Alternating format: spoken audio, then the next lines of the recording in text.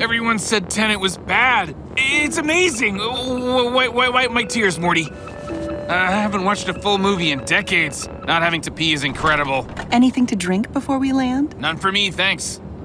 Wow. Well, if there needs to be a creepy alcoholic... Down, Morty. The most powerful Prime versions in the Rick and Morty universe are undoubtedly Pickle Rick and Leg Rick. But this time, a new threat emerges: Head Rick. Now, Morty and Summer must find a way to reunite both halves of Rick before it's too late. The episode begins with Rick, Morty, and Summer in the middle of one of their usual space adventures. Rick had promised his grandkids an exciting experience, but the reality turns out to be very different. While Morty and Summer are completely bored, Rick seems to be the only one enjoying the trip, mostly thanks to all the alien food he's devoured and the massive amount of beer he's consumed. Is, to quote a movie I will never watch, as good as it gets. It is. That's sad. Oh my god, whatever you have to say is not this time sensitive. I can't believe you're making me pause to talk this much. You guys, this is where sentience peaks. This is not being chased and not chasing. This is what spiritual types call, I don't know, Vishnu's titty. Latch on and gobble up. Was that ad targeting Morty? It didn't land over here. By the time they finally leave, Rick is in terrible shape. He's eaten and drunk way too much. For some reason, instead of using portals, they had decided to drive to this location. The plan was to do the same for their next destination, but Rick changes his mind and decides to open a portal to save time. That decision sparks a brief argument and ends up triggering an absolute disaster. Hurry up, Morty. No, Rick, get back over here. Or what? What? Or what? Well, what are you gonna do if I don't do what you say? Travel, Hitler? I'm the smartest living thing in the carbon-based unisphere. What's gonna happen to me if I refuse to...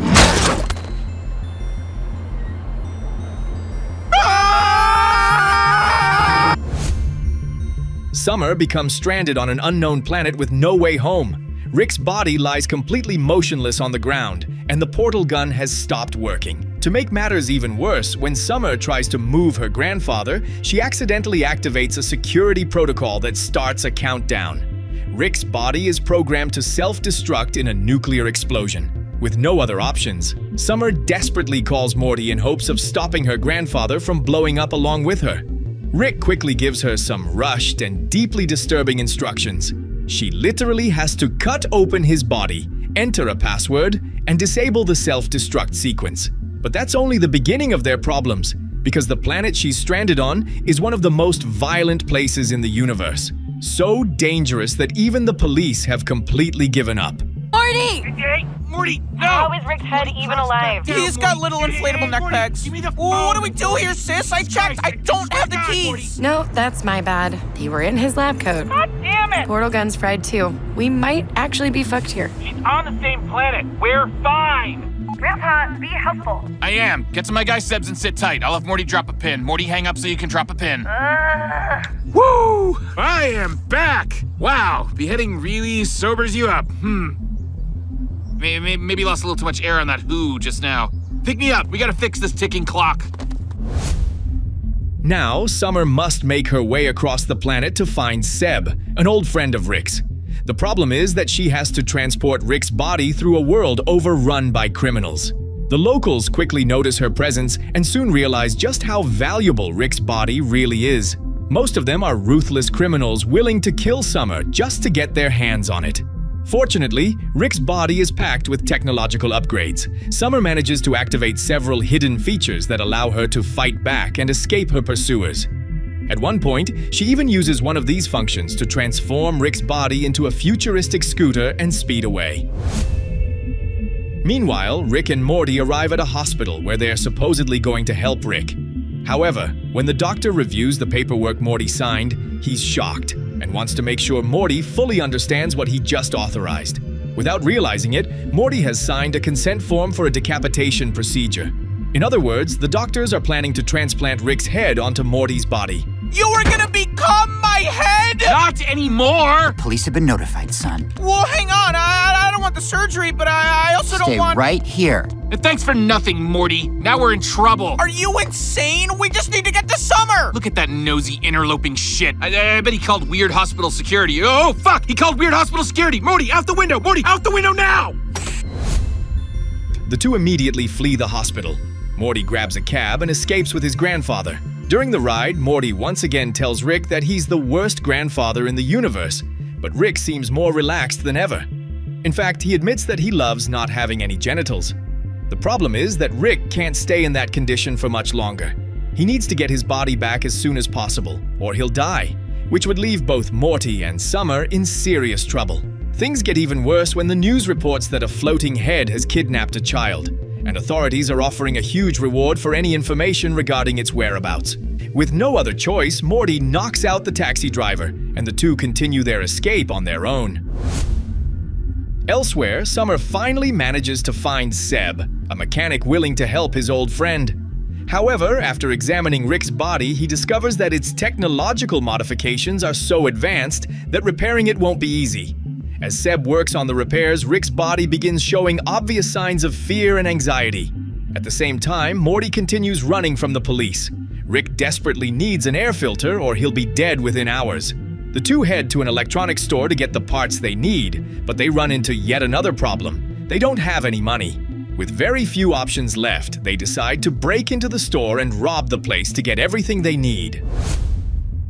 While waiting for Seb to return, Summer discovers that she has been betrayed. The mechanic has come back with a mercenary who intends to steal Rick's body and sell it on the black market. With no way to fight them directly, Summer has no choice but to run. Fortunately, the device Seb installed where Rick's head should normally be allows the body to move on its own. Thanks to this, Summer and Rick's body manage to escape their pursuers and board a train just moments before being captured. The problem is that the train ends up taking them right back to the very place they were trying to escape from. A new battle breaks out when the mercenaries' men catch up to Summer and Rick's body. The chase quickly spills onto the roof of the moving train, where the two fight desperately to stay alive. After several intense minutes, Summer and Rick's body manage to take out nearly all of their attackers. You can't run. My men will never give up. If one falls, more will rise in their place. Get them! I mean, they kind of kicked our ass when we had a bunch more guys. You know what? You're a bad leader. You can have it. We are quiet quitting. Guys, that's just normal quitting. Eventually, the mercenary confronts them himself, but being the last one standing, he's easily overpowered. However, Rick's body does something completely unexpected. Instead of attacking him, it simply gives him a hug. Surprisingly, that alone is enough to defeat him. Shortly afterwards, Summer experiences the therapeutic power of a Rick hug firsthand. Whoa. Meanwhile, Rick and Morty remain hidden inside the electronics store. Rick starts devouring every microchip he can find, upgrading himself with new abilities that will help him stay alive and fight off the police pursuing them.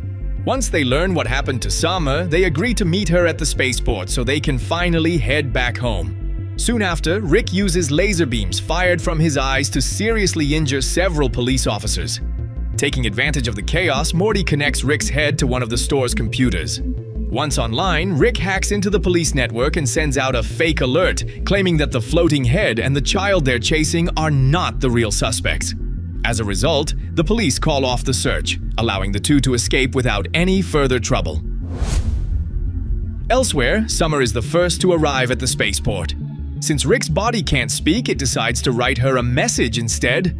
In it, Rick admits that he usually overthinks everything, and that his own mind often prevents him from expressing how he truly feels. But now, being all heart, he can honestly tell Summer that he thinks she's incredible. He also encourages her to take a gap year in Europe, trust herself more, and of course reminds her that her parents are complete idiots. Not long afterward, Morty and Head Rick arrive.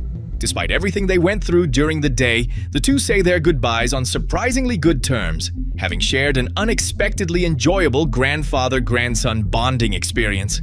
What should have been an emotional reunion quickly turns into an all-out war. Instead of reuniting, both halves of Rick try to destroy each other after realizing that they're actually much happier apart. Later, Summer and Morty wait inside the ship while debating which version of Rick is better. At that moment, Rick contacts Morty to let him know that the fight is over and that he has made a final decision. He and his body are going their separate ways. All he needs now is to find himself a new body. Grandpa Rick, you're not yourself. That's Summer. She's a fucking body loyalist. Take me off speaker. You know what? Rick, wait! We're pretty boned. You wanna tell Mom we lost Grandpa? Maybe they'll eventually realize they both need each other? I hear Rick mocking me as I say it. He'll be so pissed if this is how he dies. Meanwhile, Head Rick visits a mechanic named Rachel to ask for her help. However, when he arrives, he discovers something that completely infuriates him. His body has just had an intimate encounter with Rachel. Rick admits that he had always wanted to be with her, but never acted on it because he was afraid of ruining their friendship. Consumed by frustration, he starts firing laser beams from his eyes, partially destroying Rachel's workshop. Hi, Morty. I'm calling because, yeah, they were here. Yeah, both of them. Gone now. Semi-related to that, I need you to delete my number. The situation triggers yet another confrontation between the two versions. Body Rick attacks Head Rick, and the fight quickly becomes evenly matched. While one relies on his physical abilities, the other connects himself to the workshop's central system, taking control of the machinery and turning it into weapons. After several minutes of combat, Body Rick finally gains the upper hand and is moments away from eliminating Head Rick for good.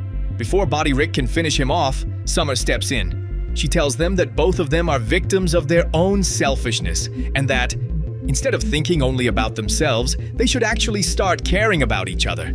Head Rick then proposes a deal. Without allowing either Summer or Morty to hear what they're discussing, the two move aside to talk in private. Their conversation drags on for so long that both grandchildren end up waiting outside for several minutes. Should we check in? I'm just glad they're hashing it out. Rick!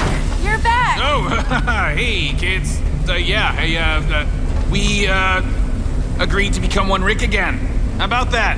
Abrupt. Anyways, can't thank you both enough for today. Really appreciate you two helping out. Let's get to the Did car. you just suck your own dick in there? Whoa! No, I didn't. Why would you guess that? Why would you do that? I didn't! Oh my god, you totally did! Damn, buddy. Get it. That is not what I was doing, and I will not explain what it actually was. Eventually, back on Earth, Rick claims that he has learned an important lesson. He admits that his mind and body had become completely out of sync and promises to take better care of that moving forward. To prove it, he organizes a healthy activity for everyone. He forces Morty and Summer to undergo intense training so they can compete in a swimming event. Against all odds, the three of them end up winning an Olympic medal. Sure, they only take third place, but for them, it's still a victory. And now, at long last, they can finally celebrate. Oh, I knew you'd come around. It's nice to be off that diet. Time to ride this news titty. I guess you're only supposed to bite your metal if it's gold. The bronze hurt my teeth. In the post-credits scene, Rick tries to prank Morty by pretending that he's about to separate his head from his body once again. The whole thing ends with a hilarious parody of the classic Looney Tunes endings, bringing the episode to a close.